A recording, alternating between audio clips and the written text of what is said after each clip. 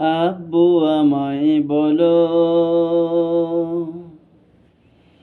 বলে দাও আমায়, পথের ধারে ওই ছেলেরা কেন খালি গায়। আব্বু আমায় বলো, বলে দাও আমায়, পথের ধারে ওই ছেলেরা কেন খালি গায়। আব্বু আমায় বলো,